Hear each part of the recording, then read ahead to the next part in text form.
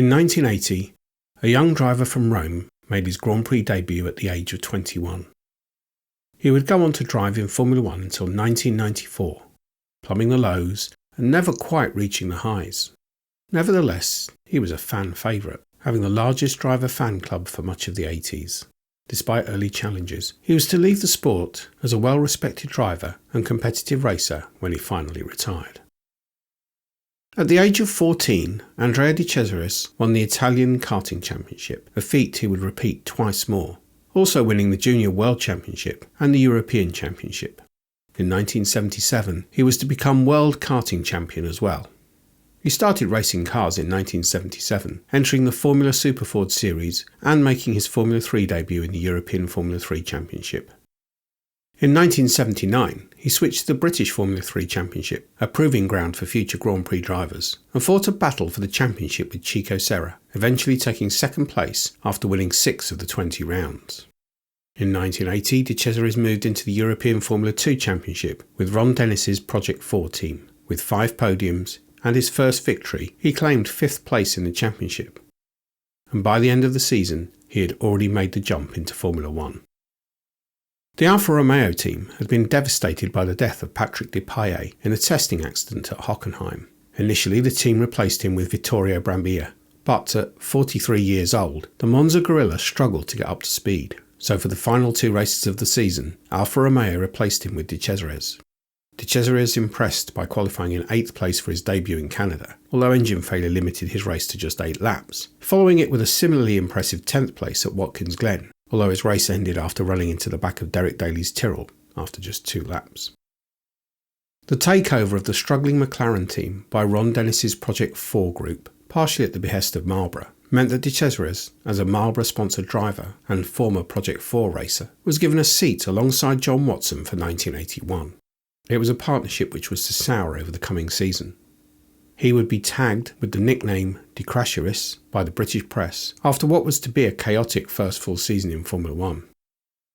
Right from the first race, he was to be involved in race-ending accidents, from tangling with Alain Prost at Long Beach to colliding with Mario Andretti at Monaco. In Holland, he didn't start the race after damaging his car in qualifying, and with the spare car allocated for exclusive use by John Watson, he was a spectator on race day. There were other spins and the occasional bump in practice and qualifying sessions, but in general De Cesaris performed well in comparison to his far more experienced teammate. The team, however, were more focused on the amount of damage which had been done, especially to the new MP4 carbon fibre chassis, which was at the cutting edge of technology and ferociously expensive. At the end of the season, McLaren waved goodbye to De Cesaris, and team boss Ron Dennis vowed never to employ an Italian driver again. In truth, De Cesaris had been treated unfairly by the McLaren team. He was denied testing mileage, increasing the difficulty for a young driver in his first full season. He had to drive the old M29 for the first half of the season, when many of his accidents occurred. The M29 was notoriously fragile, and during 1980, failures had caused then McLaren driver Alain Prost to have several heavy accidents. Prost left the team at the end of 1980 because he felt the car was dangerous, and also because he grew tired of the team blaming him for accidents which were the result of car failures. There was certainly an element of this in the accidents which De Cesaris suffered in early 81, especially when the team began blaming him for accidents which were no fault of his own, like at Silverstone, when he was caught up in the carnage caused by Gilles Villeneuve's spinning Ferrari.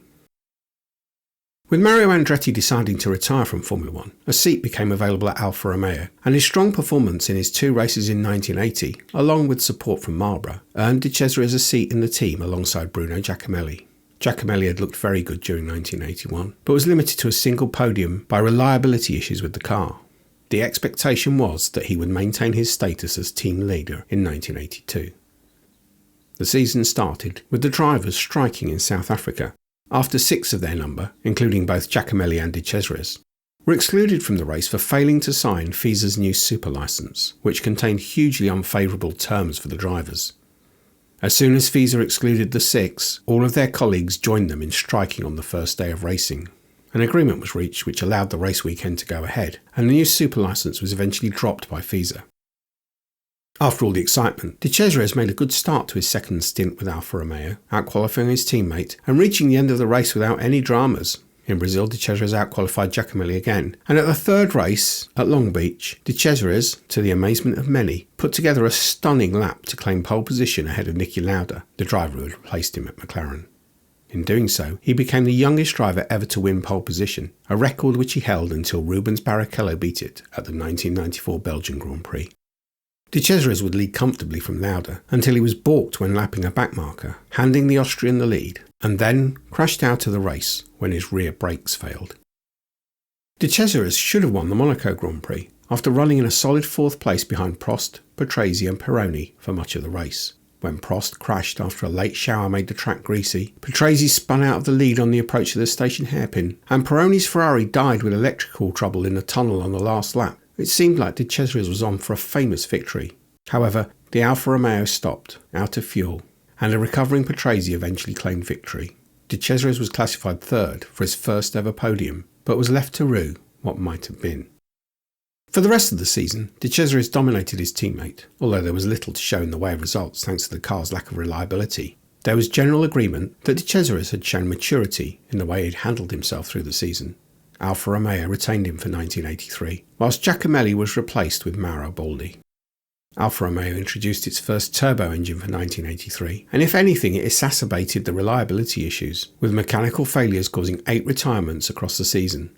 De Cesaris was excluded from the first race in Brazil after failing to stop for a weight check, and suffered from gearbox problems at several races, but he scored second-place finishes in both Germany and South Africa, and should have won the Belgian Grand Prix. This was the first race back at Spa-Francorchamps, after it had been abandoned as too dangerous in 1971. The track had been shortened, and its safety features brought up to modern standards, and it was a race which was greatly anticipated by drivers and fans alike. The new circuit was an immediate hit with the drivers, none of whom had been around to sample the classic circuits of the 60s and 70s, and found the Spa circuit threw up new challenges. De Cesaris qualified the Alfa Romeo in third place on the grid, behind Prost Renault and Patrick Tambay's Ferrari. He then rocketed into the lead at the start. Not once, but twice, after the first start was aborted and the race had to be restarted. Immediately, De Cesaris began pulling away from Alain Prost, controlling the race and looking assured and comfortable in the lead.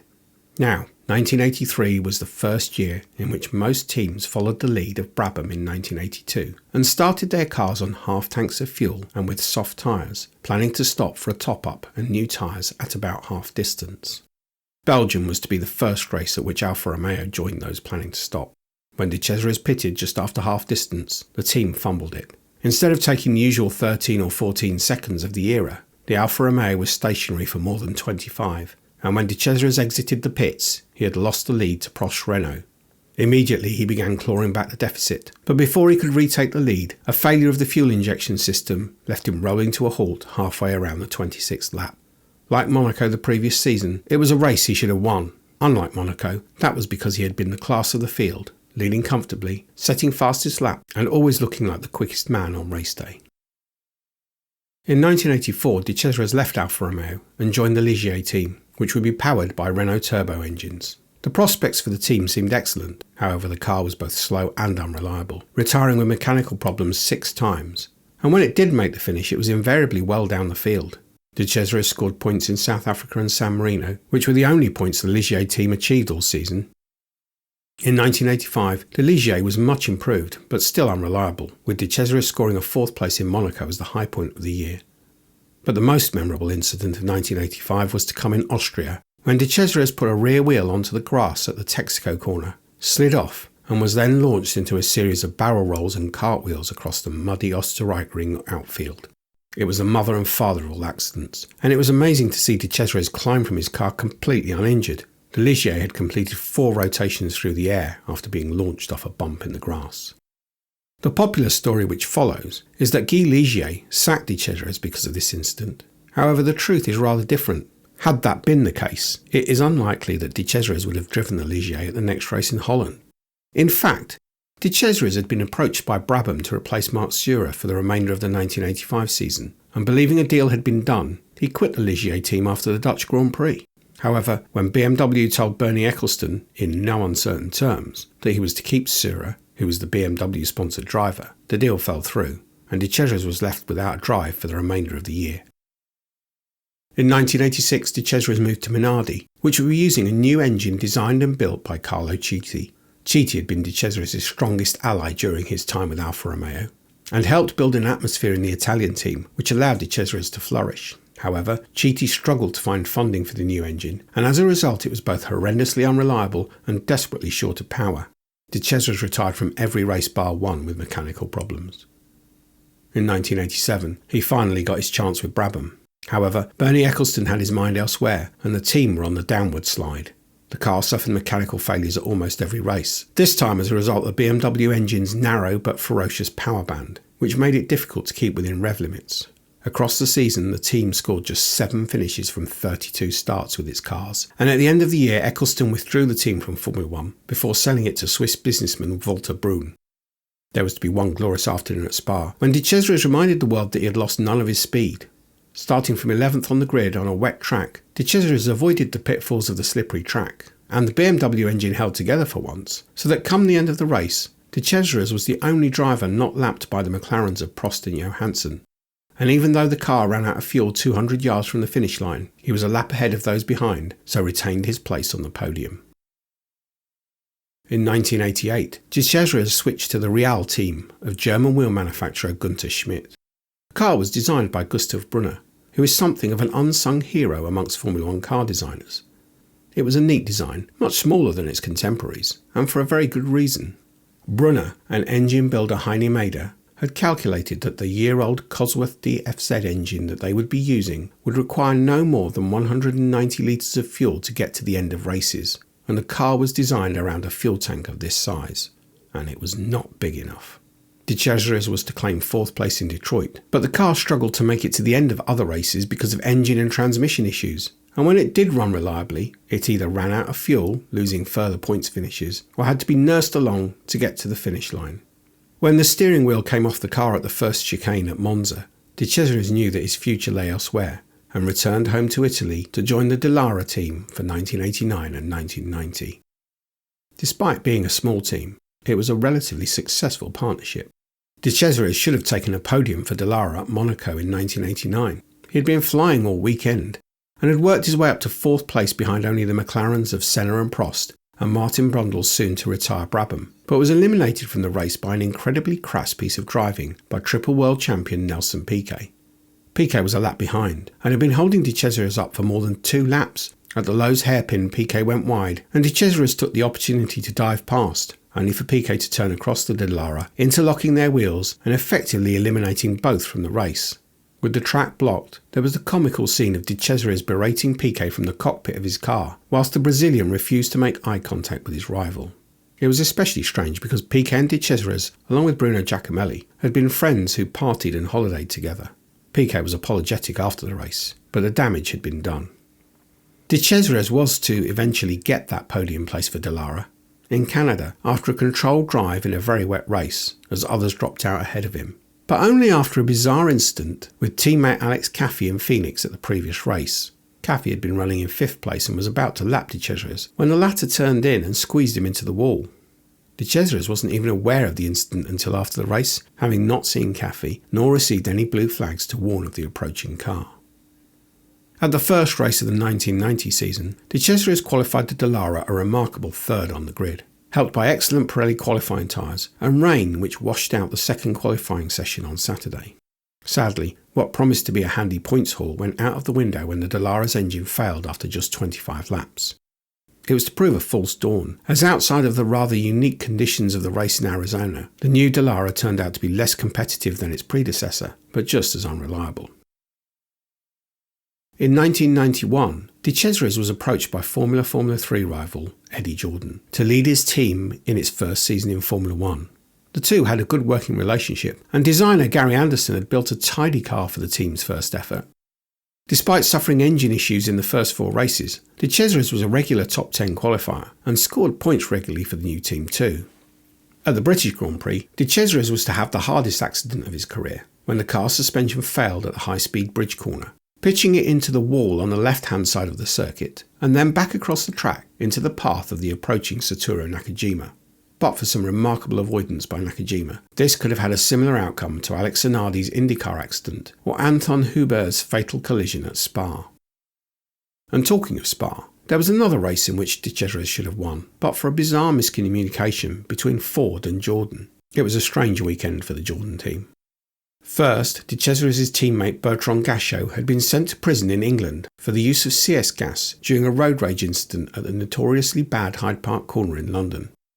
With their second driver sat in a cell in Brixton, the team needed to find a replacement at short notice, and thanks to some financial backing from Mercedes, that replacement turned out to be sports car driver Michael Schumacher.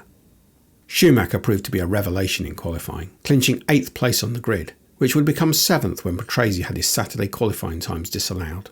De Cesaris was 7/10 of a second and 4 places behind his new teammate, admitting that he was unable to work out where Schumacher was finding the time. On race day, Schumacher was to retire before completing a lap with a burnt-out clutch, but De Cesaris was about to begin the race of his life. Dispatching Moreno, Modena and Martini in the first laps, and benefiting from Prost's retirement to run 6th in the early stages, then gaining another place when Mansell's engine blew up, De Cesaris started catching and passing the front-runners. First Berger's McLaren, then Patrese's Williams, and onto the tail of Piquet's Benetton. With 13 laps to go, De Cesaris passed the Benetton, and at the same time Jean Alesi's Ferrari died, promoting De Cesaris to 2nd place behind Senna. For the next 10 laps the Jordan reeled the McLaren in. Senna was struggling with gearbox problems, which meant he was only able to use 4th, 5th and 6th gears.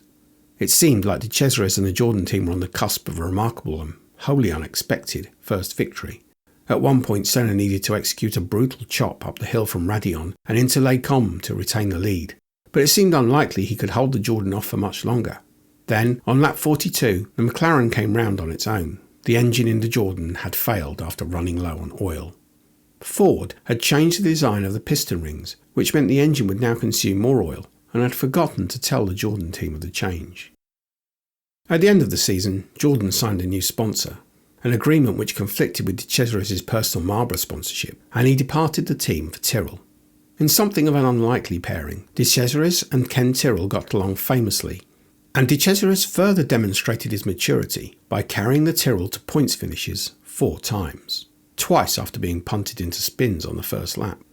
Best result of the season came at Suzuka, when, to the delight of all in the Tyrrell team, De Cesaris beat Jean Alesi into 4th place, the Frenchman having left Tyrrell for Ferrari at the end of the previous season. 1993 was to prove rather less successful, after Tyrrell switched from the reliable and powerful Ilmor customer engines to the rather less impressive Works Yamaha engines. The cars broke down regularly, and on the occasions they didn't, never looked like troubling the scorers. With Tyrrell signing Marc Blundell for 1993, De Cesaris was left without a race seat for the 1994 season, apparently ending his career. However, when Jordan driver Eddie Irvine was banned for 3 races after causing a 4-car accident in Brazil from which Martin Brundle was extremely lucky to survive, Eddie Jordan reached out to De Cesaris to replace the Irishman for the San Marino and Monaco Grand Prix. The events of San Marino are well known, but 2 things happened at Monaco of note. First of all, Sauber driver Karl Wendlinger had an enormous accident at the chicane during Thursday's practice session. At the fastest point of the circuit, coming over the crest at the exit of the tunnel, Wendlinger lost control of his car, possibly because of a mechanical failure, and slid sideways into the end of the guardrail at the second part of the chicane. The impact was at enormous speed, and Wendlinger suffered major injuries which left him in a coma for several weeks.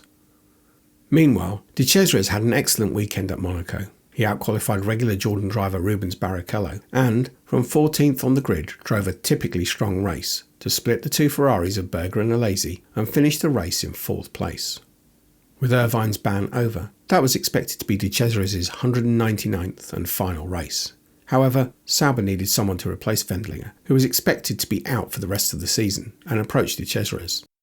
He made his Sauber debut in Canada for his 200th Grand Prix, only the 3rd driver to reach that milestone, and was running well until oil pressure problems ended his race. At the following race in France, De Cesaris finished 6th to claim the last point of his Formula 1 career, after matching the pace of team leader Heinz-Harald Frentzen all weekend. It was to be the last time he would reach the finish line. There was one last highlight, qualifying an excellent 8th place at Monza for the Italian Grand Prix, faster than Frentzen and just behind the McLaren of Häkkinen. Potential points finish was lost when the Sauber's engine failed, and after the European Grand Prix, his 208th race start, De Cesaris was told that Wendlinger would be returning for the Japanese Grand Prix and took the opportunity to disappear away on holiday. When it was determined that Wendlinger's neck wasn't strong enough to cope with the demands of the circuit, the team were unable to reach De Cesaris, and JJ Leto took over the seat for the remaining races. De Cesaris was finally done with Formula One and reverted to his other love, windsurfing, where he was a successful and loved member of the community. He became a currency trader and worked for 6 months of the year, whilst reserving the rest of it for travelling around the world with his surfboard. When asked whether he was frustrated by never winning a Grand Prix, De Cesaris made the point that aside from his time at Alfa Romeo, he never had a car that could fight for wins, and the Alfa Romeo's reliability issues put paid to the few chances he had to take that elusive victory. More important to him was the feeling he got when he stepped from the car knowing that he had extracted the maximum possible from it. He did briefly reappear for the Grand Prix Masters, where he was impressively quick in the first ever test sessions for the series, and produced a typical feisty drive to finish 4th in the opening race of the championship. But when that folded, he disappeared from the racing scene once more. Then, in October 2014, on the day when the sport was reeling from Jules Bianchi's accident in Suzuka, De Cesaris was killed when his motorcycle failed to make a turn on the Italian autostrada outside Rome. So what of the legacy of Andrea De Cesaris? On the downside, there are the statistics which make grim reading. A record for the most DNFs recorded in a single season, 14 from 16 races. The most consecutive DNFs, 12. And until recently, the record for the most races driven without a victory, which was overtaken by Nico Hülkenberg earlier this year. There's one more record he holds. De Cesaris scored points for 9 different teams, possibly explaining why he was still in demand as late as 1994. His detractors claimed he lacked mechanical sympathy, that he was prone to accidents, and that he was obstructive when being overtaken. They point to his facial tic, which became more prominent under pressure, as a factor in his poor results. And of course there's the suggestion that he only remained in Formula One for so long because of his ties to Marlboro. Some of that is easy to pick apart. Mechanical failures on his car were never significantly higher than his teammate, suggesting it was not a driver issue. There's no question that he retired from too many races as a result of driver errors. But in many ways that was part of his appeal.